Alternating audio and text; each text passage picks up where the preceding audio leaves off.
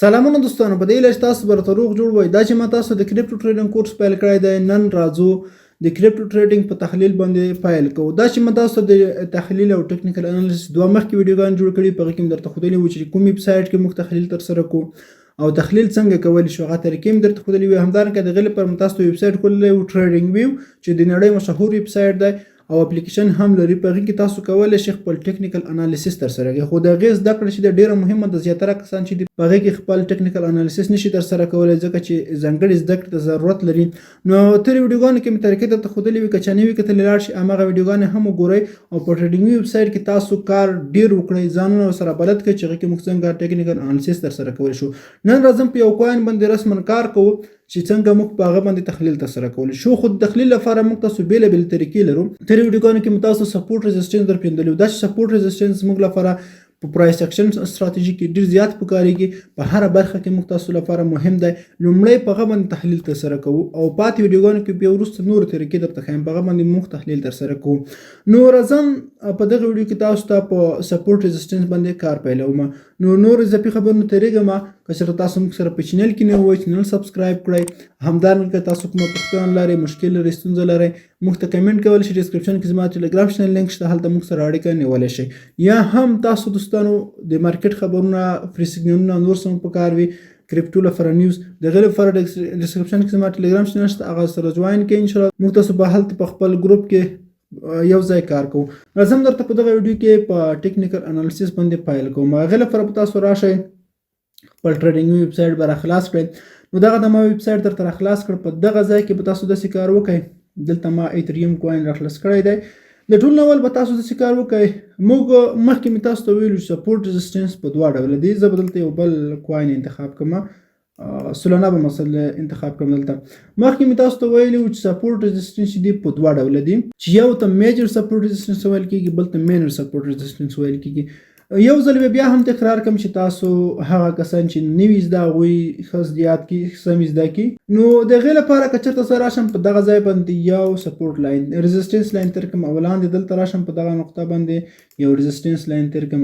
نو د دغو دوو لاینونو تر مابین چې کله هم یو کوین راځي سپورټ ایریا نه، داسې راځي سپورټ ایریا ته، د دغه ځای نه بیرته پمپ کېږي، ریزسټنس ته ځي، ریزسټنس نه بیرته سپورټ ته راځي او بیرته بیا ځي. په دغه دوو سپورټ ریزسټنس لاینونو په مابینس کې داسې عمل تکراروي.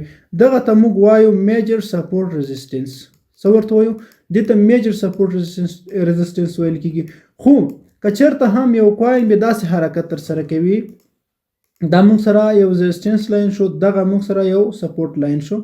دلته به زه تېر کړم. کوین راځي سپورټ ایریا ته، یا هم سپورټ ایریا نه ځي ریزسټنس ته، ریزسټنس نه وروسته امل تکراروي. دلته چې راشي بیرته پورته حرکت وکړي، بیا راشي لاندې بیرته پورته حرکت وکړي او های لو نقطې جوړوي، لور های او هایر های داسې نقطې جوړوي. د لاندې خوا څخه پورته، د پورته خوا څخه لاندې، همدغسې عمل تکراروي، دغه جریان ته راورسېږي. دې ته مینر سپورټ ریزسټنس ویل کېږي چې په دغه ځای کې دی بیا خپل زیات ریزسټنس او سپورټ ایریاوې جوړوي، چې دغه زموږ لپاره هر یو سپورټ ایریا موږ ویلی شو دغو ټولو ته، چې دغه ځای باندې موږ دغلته بیا خپل تحلیل ترسره کولی شو. دا به زموږ سره سپورټ ایریاوې وي. نو په دغه طریقه دغه کار کوي. دا تحلیل ما مخکې ورباندې ترسره کړی دی. کله چې تاسو اس ام سی ته رسېږئ، سمارټ مني کنسپټ استراتیژي ته، په هغې کې د سپورټ ریزسټنس پر ځای د ډیمانډ او سپلای زونونو څخه کار اخیستل کېږي، چې هغې طریقې بیا وروسته دي. کله چې تاسو هغه ځای ته ورسېږئ بیا انشاءالله ښه په پوهېدلی شئ. خو د اوس لپاره موږ غواړو په سپورټ ریزسټنس باندې خپل تحلیل ترسره کړو. زه به دغه ډراوینګ ریموو کړم.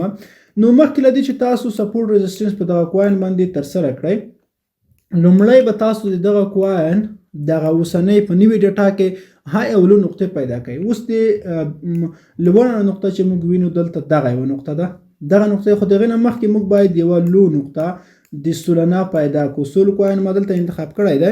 زه به لږ لاندې راشم او وګورم دلته پکې یوه لو نقطه هم. لاندې راځم، تقریبا د دغه ځای نه کوین بیرته پورته سپورټ شوی دی.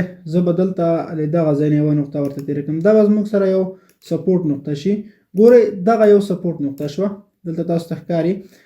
نو کله چې تاسو سپورټ نقطه ایریا خط تېر کړ، اوس په دې کې نور لو او های نقطه هم راځي، لکه دغه هم ده، دغه هم ده. خو د بعضې چې دي موږ د هغونه اوس لپاره صرف نظر کوو د کوچنی چې کوم دي. کله چې تاسو خپل اصل د قیمت لایف پرایس ته نږدې شي په هغه ځای کې به کوچنی نقطې هم په نظر کې نیسئ، خو د اوس لپاره دا نقطه پرېږدو او دا په نظر کې نیسو، ځکه چې کوین دغه ځای ته څو وارې راغلی ریجیکټ شوی دی. نو دا نقطه موږ په نظر کې نیسو د یو ريزسټنس ایریا په خاطر. لاندې زموږ سپورټ او دغه چې شو زموږ ريزسټنس لاین شو. دلته تاسو ته ښکاري تاسو کوشش وکړئ چې کله هم ريزسټنس لاین یا سپورټ لاین تیروئ د کینډل شیډو په نظر کې مه نیسئ، د کینډل باډي چې کومه ده په هغه باندې تیروئ. نو ځکه شیډو وي کوچنی او غټه کیدلی شي، خو د کینډل تانه باندې چې تاسو کله جوړ کړئ هغه درته زبردست تمامېږي. نو زه راځم یو بل لاین په دغه ځای باندې هم تیر کړم، دلته به هم یو لاین ورسره تیر کړم چون کوین تر دغه ځای پورې راغلی دی، بیرته پورته تللی دی، کوین پمپ شوی دی. او کله چې یو کوین دلته راغلی دی تر دغه نقطې پورې، کوین لاندې نقطې نه راغلی دغلته په دغه ځای باندې کوم ريزسټنس لاین چې هغه بریک کړی دی. کله چې یو ريزسټنس لاین بریک شي کوین دغه نه پورته حرکت وکړي، د ريزسټنس لاین په سپورټ لاین باندې بدلېږي. کله چې کوین قیمت لوړ لاندې ځي سپورټ لاین بریک کړي، سپورټ نه لاندې تېر شي، د سپورټ لاین موږ ته په ريزسټنس بدلېږي. د دغه ځای نه کوین پورته حرکت کوي دغه نقطې ته، دغه ځای نه بیرته بیا بریک شوی دی تر دغه نقطې پورې راغلی، خپل سپورټ لاین ته چې رارسېدلی دی د دغه ځای نه بیرته پمپ شوی دی، دغه ريزسټنس لاین زموږ په سپورټ بدل شوی، بیرته تللی دی دغه ځای ته رسېدلی. په دغه ځای کې بیا کوم عمل تر سره شوی دی؟ ګورئ تاسو فکر ورته وکړئ، کوین دغه ځای نه څنګه شوی دی پورته تللی دی، دغه ريزسټنس ایریا چې ده دا یې بریک کړې ده. چې کله یې دا بریک کړې ده نو دلته پورته تللی بیرته لاندې راغلی دی، د خپل ريزسټنس ایریا باندې یو دنه فول بک هم والی دی. کله چې فول بک یا ریټیسټ کړی دی دغه نه وروسته پورته حرکت کړی دی. البته په دغه ځای کې کله داسې هم کیدل شي چې فیک بریک آوټ هم رامنځته کیږي. فیک بریک آوټ په موږ څنګه پیژنو؟ کله چې د بریک آوټ په یو کینډل باندې لاندې راشي یا هم بغیر د کوم کینډل نه کینډل سټیک پیټرن ستراتیژي نه بغیر یو کینډل راشي لاندې بریک آوټ وکړي بیرته پورته لاړ شي، دلته فیک ویل کیږي. یعنی دلته په یو کینډل باندې راغلی په یو کینډل باندې بیرته نشو، دلته موږ فیک بریک آوټ هم ویلی شو. ډېر وخت تاسو باید دې ته فکر وکړئ. بله خبر دا په یاد ولرئ چې کینډل تر څو پورې کلوز شوی نه وي تر هغې پورې تاسو خپل سپورټ ريزسټنس ایریاوې مارک جوړوئ په څومره ټایم فریم کې. اوس ما 70 ټایم فریم انتخاب کړی دی، په دې کې چې کوم کینډل روان دی دغه باید خپل وخت پای ته ورسوي. کینډل کلوز شي نوی کینډل سټارټ شي دغه وروسته به تاسو تصمیم نیسئ. بل سپورټ لاین موږ په دغه ځای باندې لرو. که چېرته دلته راشم په دغه ځای باندې یو سپورټ لاین تیر ريزسټنس لاین نه به تیر کړم، د سپورټ نه ريزسټنس، نو دلته بیا په دغه نقطه باندې موږ دلته وینو کوین څنګه شوی پورته تللی بیرته لاندې راغلی دغه نقطې ته، د دغه ځای باندې بیا یې ور ټیسټ کړی دی بیا پورته تللی دی. نو د دغه سپورټ ريزسټنس په مابینځ کې د خپل حرکت دوام ورکړی. خو دغه ځای کې موږ یو بل سپورټ لاین هم تیرولی شو. ولې؟ ځکه چې دلته کوین څو وارې راغلی د خپل فورس لوړ ريزسټنس لاین لاندې پاتې شوی، په دغه ځای باندې موږ هم یو ريزسټنس لاین ورته تیرولی شو. دغه نه لاندې راځم بیا ورپسې دلته کوینونه بعضې شیان چې دي دغه کوچنی هایلو نقطې، که څه هم که چېرته تاسو په لایو پرایس کې دا په نظر کې نشئ نیولی شئ، خو دلته چې موږ لایو پرایس ته رسېږو لږ وخت موږ ته پاتې دی، هغه وخت یې په نظر کې ونیسو. دلته بیا کوین راغلی دی له دغه ريزسټنس لاین چې کوم دا یې بریک کړی دی بیرته پورته تللی دی، په دغه باندې یو فول بک هم والی دی او لوړ تللی دی. په دغه ځای کې یوه نوې های نقطه جوړه کړې ده. کله چې دلته نوې های نقطه جوړه کړې دلته به تاسو دغه لوړه نقطه په نظر کې نیسئ کوم چې لوړه تېره شوې ده. نو دغه نه وروسته بیرته ډاون پاتې شوی دی لاندې تللی دی. موږ اوس لایف پرایس ته د دغه راورسېدو. کله چې لایف پرایس ته رارسېږو په دغه ځای کې موږ د کوچنی هایلو نقطې هم په نظر کې نیسو. دلته کوین ډاون ټرینډ ډاون شوی دی، دلته لور های لري او لاندې هایر لو لري. نو دلته موږ دغه نقطې هم په نظر کې نیسو. یعنې دغه زموږ لپاره یو سپورټ لاین دی، په دغه ځای باندې هم تیرولی شم یو سپورټ لاین. او د هغه نه وروسته چې کوم سپورټ ريزسټنس ایریاوې موږ لرو دلته هم یو سپورټ لاین تیروم په دغه ځای باندې. نو دلته زموږ د کوین اوس په مکمل ډول په سپورټ ريزسټنس ایریاو باندې وویشل شو. او بیرته شاته راځم یو سپورټ لاین په دغه ځای باندې هم تیرولی شم، په دغه ځای باندې که زه ورته تیر کړم نو چون دلته موږ اوس سپورټ ريزسټنس لاینونه ټول ترتیب کړل تیر مو کړل. اوس تاسو خپله وګورئ که مخکې ډاټا ته تاسو راځئ کوین چې له کوم ځای نه ریجیکټ کېږي کوم څومره مخکې حرکت کوي هغه دغه لپاره تاسو تیار سپورټ ريزسټنس لاینونه اوس جوړ شوي دي. اوس که د یو لاین بریک کېږي بل ته رسېږي دی به هماغه بریک کوي. اوس دلته کوین ګورئ راغلی دی دلته لاندې تللی دی دغه سپورټ لاین ته رسېدلی، دلته سپورټ لاین نه بیرته پورته تللی دی ان دغه سپورټ لاین تیر شوی. دا سپورټ لاین یو ور کوین دغه سره راغلی و، دغه ورته سپورټ لاین و، خو دلته ورته ریزسټنس لاین دی. دلته بیا موږ ورته ریزسټنس ویلی شو. نو دا زموږ لپاره یو ریزسټنس لاین شو. کله چې دا ریزسټنس لاین ته رسېږي بیرته لاندې تللی دی، نو دا وروستي سپورټ لاین ته رسېدلی، دغه ځای نه بیرته پورته حرکت کړی دی. ګورئ لوړ تللی دی، ان تر دغه ځایه پورې تللی دی، اوس پورته حرکت کوي. اوس دغه کوین راځي د سولانا کوین په دغه ځای باندې څه شي کوي، یعنې دغه ریزسټنس لاین ته رسېږي. کله چې دغه ریزسټنس لاین ته ورسېده، اوس غواړي چې دغه ریزسټنس لاین بریک کړي. کله چې دی دا غواړي دا ریزسټنس لاین بریک کړي، په هغه باندې باید یو فول بک ووهي، لکه دلته چې ور پورته تللی دی، لاندې تللی دی، په دغه ځای باندې د شیډو چې کوم بیخي دی فول بک یې وهلی، بیرته پورته تللی دی. البته دا په 470 ټایم فریم کې. که چېرته تاسو ټایم فریم رقموئ، دغه بس تاسو لپاره بیا هم دا په 470 ټایم فریم کې تر دغه ځای پورې دی رسېدلی شي. اوس موږ غواړو چې په دغه ځای باندې لانګ پوزیشن ونیسو. د ټولو نه لومړی خبره خو تاسو دا په یاد ولرئ چې کله هم تاسو غواړئ په یو سپورټ ریزسټنس ایریا باندې لانګ پوزیشن نیسئ، د ټولو نه مخکې به تاسو کینډل سټیک پیټرنز ته فکر کوئ. یعنې سپورټ او ریزسټنس ایریا باندې فیک بریک آوټ هم ترسره کېږي، لکه دلته چې ترسره شوی دی. نو دغه ځای نه وروسته چې تاسو غواړئ په دغه ځای باندې ورسره لانګ پوزیشن ونیسئ، څنګه به نیسئ؟ د ټولو نه مخکې خو تاسو باید کینډل سټیک پیټرنز ته توجه وکړئ، فکر وکړئ. اوس که موږ راشو د کوین چې لومړی د دغه ځای نه دغه سپورټ ایریا نه سپورټ شوی دی، پورته دی په کینډل سټیک پیټرنز باندې. موږ کوم ډول کینډل سټیک پیټرنز لرو دلته تاسو ته ښکاري. انورس همر لرو، انورس همر نه وروسته 3 وایټ سولجر هم لرو، په دغه غټو کینډلونو باندې ترسره شوي دي چې موږ دغه هم ورسره په نظر کې نیولی شو. اوس که د په مابینځ کې کوم کینډل راځي، هغه ورته په نظر کې نه نیول کېږي. پورته تللی دی، دغه ځای چې رسېدلی دی، په دغه ځای کې ورته 3 بلاک کراس موږ ورته ویل شو، 3 سر په سر کینډلونه جوړ کړي دي. نو په دې مطلب چې یو راغلی دی ریزسټنس لاین ټچ کړی دی، بیرته لاندې تللی دی. اوس لاندې راځي، دلته چې را رسېږي په دغه ځای کې موږ ګورو یو کینډل اوږده کینډل سره دلته راغلی دی، په بل کینډل باندې دلته کلوز شوی دی. لومړی خو که دلته راشو، دغه ځای زه درته زون کوم. ګورئ دغه ځای ته که موږ فکر وکړو، په دغه ځای باندې یو غټه شیډو لري. دا یوه شیډو موږ ته دا راښایي چې دغه ځای نه کوین څنګه کېږي، پورته حرکت کوي.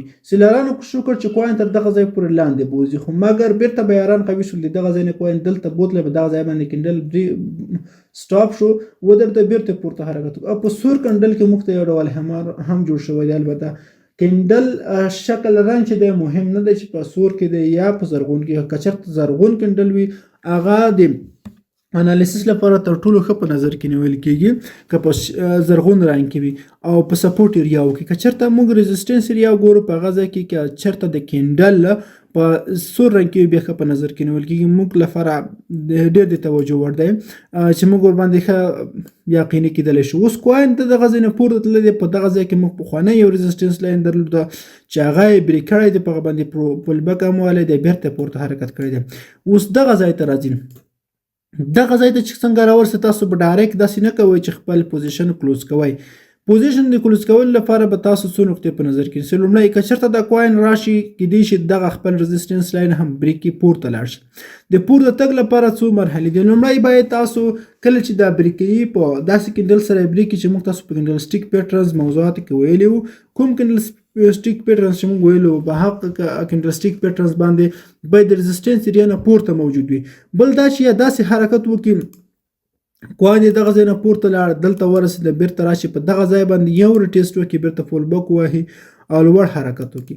اوس که دی چېرته د دغه ځای نه پورته ځي، خو موږ تاسو تیار بل ریزسټنس لرو چې هغه دغه لاین دی. که دغه ځای نه هم پورته ځي، موږ تیار بل ریزسټنس لاین لرو چې دغه دی، دلته رسېږي. که دا هم بریک کړ، موږ دغه لرو. که دا هم بریک کړ، پورته موږ بل ریزسټنس لاین نه لرو. د هغه لپاره موږ څه کوو، په تېره ډټا کې هم نه لرو. نو بیا به داسې کار کوو چې موږ به دغه ایریا را اخلو. زه به تاسو ته دلته هغه لاین راولم. کله چې تاسو دلته راشئ، په دغه ځای کې اخر کې تاسو ته فرایس رینج په نوم آپشن دی، دا به دلته تاسو تیر کوئ. ګورئ زه به دا تیر کړم دلته. نو دا مو چې تیر کړ، دا به دغه ځای نه کلون کوئ، دا به تاسو دغه ځای نه داسې کلون کوئ، او کلون مو کړ، بیرته دغه ځای ته راولئ. ګورئ په دغه ځای باندې کېږدئ. دا به ستاسو لپاره یو بل ټارګټ وي، یو سپورټ ریزسټنس لاین وي چې دغه تاسو ته دغه ته رسېدلی شي. ښه، تر دغه ځای پورې خو تاسو پوه شوئ. یو بله خبره دا چې کله چې دلته اوس کوین راځي، دلته دوه سپورټ ریزسټنس لینونه ډېر نږدې تیر شول. نو دغه دوه سپورټ ریزسټنس لاینونه چې دي یا دلته چې کوم دي دغه موږ تاسو په نظر کې نه نیسو. ولې دې ته موږ ویلی شو نو دا کوچنۍ ساحې ته چې دې ته ویل کېږي نیوټرل زون.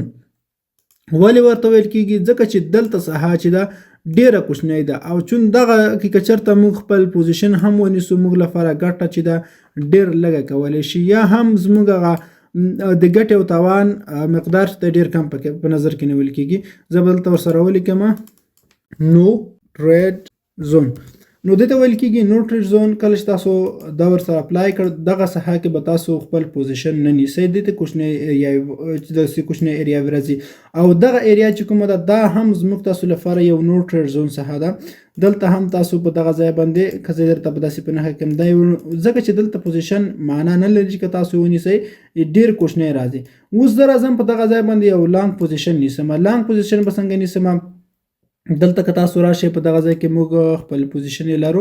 کله چې تاسو دلته پوزیشن ونیو اوس د پوزیشن شرایط دغه دي چې کوم کینډل تاسو انتخاب کړی دی هغه کینډل ستاسو انټري نقطه شوه لکه دغه یو او لاندې به ستاسو لپاره دغه نقطه چې کومه ده دغه لاندې خپل سپورټ لاین دا به ستاسو لپاره سټاپ لاس وي. اوس دا زموږ لپاره یو سټاپ لاس شو او ټارګټ ورته څومره د ټارګټ په زموږ تاسو راتلونکی نیکسټ چې کوم ریزسټنس لاین دی هغه به زموږ تاسو لپاره ټارګټ وي. اوس دا زموږ لپاره یو ریزسټنس لاین شو تر دغه ځای پورې او دا په زموږ وروستی ټارګټ وي. کله چې تاسو دغه ټارګټ ته رسیږئ او دا هم بریک کېږي د هغې پورې به تاسو انتظار کوئ. که چېرته په دغه ځای باندې کوین بیرته ریجکشن وخوړ د سپورټ ایریا د خپل ریزسټنس ایریا نه لاندې لاړ داسې عمل تر سره کړ چې دغه ځای ته بیرته راغی سپورټ ایریا نه بیرته لاندې حرکت وکړ یا بیرته راغی په دغه ځای باندې بیرته فول بک ووهل لاندې حرکت یې وکړ نو دلته به تاسو ورسره ډایرکټ خپل پوزیشن چې دی په دغه ځای باندې کلوز کوئ یا ورسره شارټ پوزیشن نیولی شئ. البته هغه به هم په کنډلسټیک پیټرنز باندې پوره وي یعنې تاسو به خپل کنډلسټیک پیټرنز کوم موضوع چې ما درته ښودلي هغه په نظر کې ورته نیسئ. نو په دغه طریقه تاسو کولی شئ په سپورټ او ریزسټنس ایریاو باندې ټریډ وکړئ. البته دلته یو بله نقطه هم په نظر کې نیول کېږي چې ستاسو لپاره ټایم فریم ډېر مهم دی. اوس په کوم ټایم فریم کې تاسو ټریډ کوئ د ټریډ لپاره مو انتخاب کړ. اوس په دغه ځای باندې چې ما دا پوزیشن به زه کینسل کړم ډیلیټ کړم اوس دلته وګورئ په دغه ځای باندې کې مارکیټ کوم ډول حرکت تر سره کړی دی. په 470 ټایم فریم کې تاسو ته ښکاري چې داسې حرکت منظم نه دی ګډوډ دی خو یعنې فول بک ته ورته دی. که زه راشم لوور ټایم فریم ته لوور ټایم فریم په دې مطلب چې یو سطح ته راشم په یو سطح ټایم فریم کې زه دلته وینم چې په دغه ځای باندې سولنا کوین خپل یو ټرینګل جوړ کړی دی اسینډنټ ټرینګل ورته ویلی شو تاسو ته مخکې ښودلی و. په دغه ځای باندې یو اسینډنټ ټرینګل هم جوړ کړی دی دلته تاسو ته ښکاري. که زه دلته خطونه ورباندې رسم کړم ګورئ او هایلو نقطې هم جوړې کړي دي نو دلته اسینډنټ ټرینګل جوړ شوی دی فول بک هم والی دی. اوس د پوزیشن نیولو لپاره په دغه ځای باندې هم تاسو کولی شئ ونیسئ. البته په دغه ځای کې مخکې موږ تاسو دلته ریزسټنس لاین درلوده دا ریزسټنس لاین یې بریک کړی دی پورته تللی بیرته لاندې په دغه ځای باندې څو وارې تللی دی او که دلته موږ خپل یو سپورټ لاین کوچنی ورسره تېر کړو په کوچني ټایم فریم کې دا هم د پوزیشن لپاره دی. خو دلته چې دی تاسو پوزیشن نیسئ دا به لږ څه ریسکي وي د نورو په پرتله ځکه چې دلته ورسره د ریزسټنس لاین نږدې دی دلته ستاسو ریسک ریوارډ کم راځي خو بیا هم تاسو ریسکي ورسره نیسئ او فکر کوئ چې کوین کېدای شي دومره په مخکې لاړ شي چې دغه ریزسټنس لاین بریک کړي تر دغه ځایه پورې لاړ شي یا دا بریک تر دغه ځایه هغه وخت به تاسو ورسره لانګ پوزیشن په دغه ځای باندې نیولی شئ.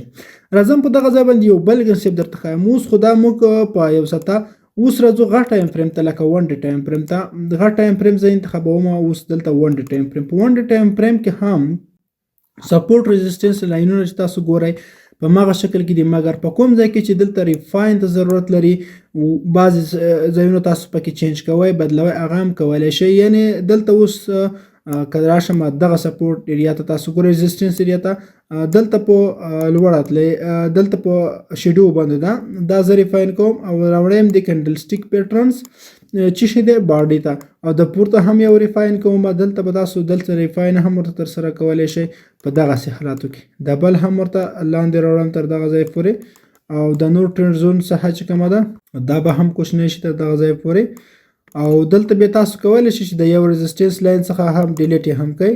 ګورئ دلته زموږ لپاره دا په نظر کې نه نیول کېږي که دغه موږ اکسټینډ کو دې خواته دلته بیا ښه ترتیب شي. نو په دغه شکل کې تاسو جوړولی شئ. دا چې موږ لوور ټایم فریم ته راغلو، په لوور ټایم فریم کې زموږ لپاره دلته دغه یو بل څه شکل جوړ کړی دی. تاسو خپله دلته فکر وکړئ کوم شکل جوړ کړی دی، تاسو ته خپله ښکاري. البته ډبل باټم یې جوړ کړی دی. دلته خپله ښکاري سولانه کوین څه کړي دي، ډبل باټم یې جوړ کړی دی. د دغه ځای نه کوین څنګه شوی دی، لاندې حرکت کړی دی، خپل رزسټنس لاین ته پورته تللی دی، نیک لاین جوړ کړی دی، بیرته لاندې ځي دغلته او بیرته پورته حرکت کوي. اوس دغه ځای کې موږ نیک لاین لرو، که دا نیک لاین بریک کې بیرته راشي په دغه ځای باندې رټیسټ وکړي، بیا پول بک وهي، نو تر دغه ټارګټ پورې موږ تللی شي. دا به زموږ ته لومړی ټارګټ وي، دوهم ټارګټ به مو دغه وي. نو دلته که اوس موږ په دغه ځای باندې پوزیشن نیسو، تر ټولو مخکې باید دغه کوین راشي، دغه نیک لاین بریک کړي. تاسو ته وښیم، ګورئ دا مخکې مې تاسو ته ویل دا نیک لاین دی، نو دا باید چې دی بریک کله چې دا نیک لاین بریک کړ او بیرته پورته حرکت وکړ، نو زموږ لپاره د پوزیشن نیولو یو ښه موقع په لاس راځي. نو کوین چې دی اوس نږدې شوی دی، نو دغه کوین چې اوس دی خپل نیک لاین ته رسېدلی، باید دلته نیک لاین بریک کړي. که نیک لاین یې بریک کړ، موږ ورسره لانګ پوزیشن نیولی شو، یا هم په دغه ځای باندې خپل بای ورسره کولی شو. نو په دغه کنسیپت باندې تاسو ورسره ټریډونه ترسره کولی شئ. اوس غواړئ تاسو د خپل ځان لپاره ټارګټ وټاکئ چې د کوین به څومره پورې ټارګټ وهي. لومړی ټارګټ به ستاسو چې دغه ځای باندې پوزیشن ونیو، دغه به ستاسو لومړی ټارګټ وي. څومره دی دلته چې کوم ښکاري 228، دا به ستاسو د سولانه لومړی ټارګټ وي. دوهم ټارګټ چې کوم دی دغه نقطه هم ورته په نظر کې نیول شي چې 228 د دغه نه وروسته دریم ټارګټ تاسو کولی شئ 243 ورکوئ. څلورم وروسته ټارګټ چې تاسو ورکوئ هغه به 250 بي. په دغه شکل کې تاسو نور ټارګټونه که چېرته کوین پورته حرکت کوي، هغه نور هم تاسو په دغه ترتیب باندې ورته ورکولی شئ. نو په دغه طریقه تاسو کولی شئ په یو کوین باندې خپل انالیسیس ترسره کوئ، سپورټ ایریا او رزسټنس ایریا ورباندې تیرې کوئ. په راتلونکي ویډیوانو کې به تاسو ته نورې طریقې درښایم چې موږ څنګه په کنډلسټیک پیټرنز باندې خپل ټریډ ترسره کولی شو او په هغې کې څنګه انالیسیس ورباندې کولی شو. انشاءالله ټولې طریقې به تاسو ته درښایم. نو دا وه زموږ نننۍ ویډیو. په دې چې دغه ویډیو تاسو خوښ وي، که بیا هم چا سره کومه پوښتنه وي، ستونزه وي، مشکل وي، موږ ته کمنټ کولی شئ. مننه، ښه وختونه او ښې شېبې ولرئ.